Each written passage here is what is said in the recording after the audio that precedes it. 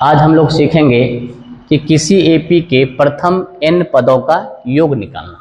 किसी भी एपी के प्रथम n पदों का योगफल निकालना। तो यदि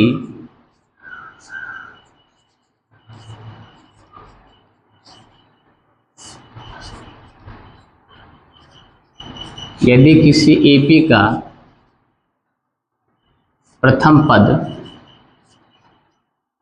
ए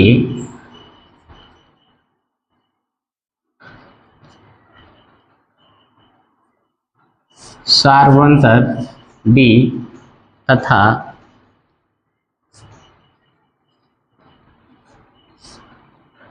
पदों की संख्या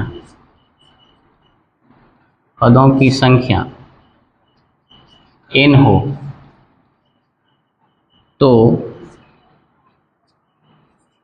Sn बराबर होगा n/2 into 2a plus n-1 into D.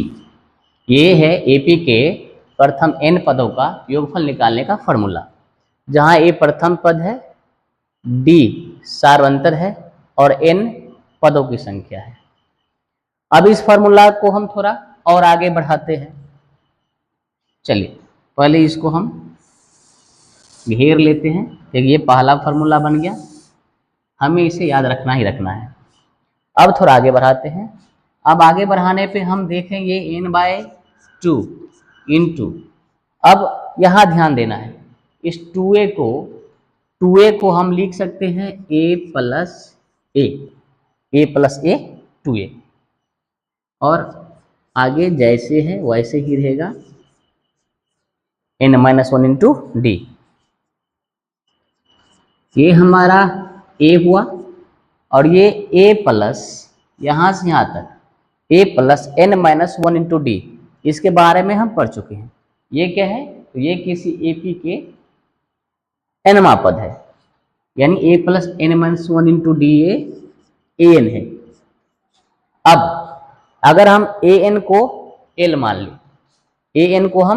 मान लें, तो हमारा जो Sn होगा वो Sn होगा n/2 into a plus l, और ये एपी के प्रथम n पदों के योगफल निकालने का दूसरा फॉर्मूला है, जहां l एपी का अंतिम पद है, जहां l एपी का अंतिम पद है।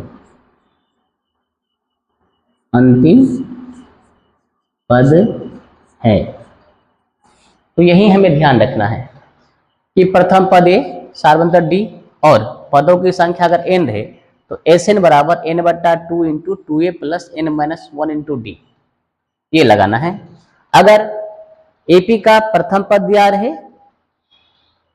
और अंतिम पद दिया रहे तो उस समय हम ये फॉर्मूला लगाएंगे n/2 into a plus l।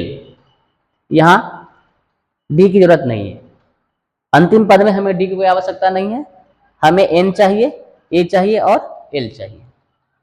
ठीक है, आगे मिलते हैं नेक्स्ट वीडियो में, इससे संबंधित प्रश्नों को हम लोग हल करेंगे।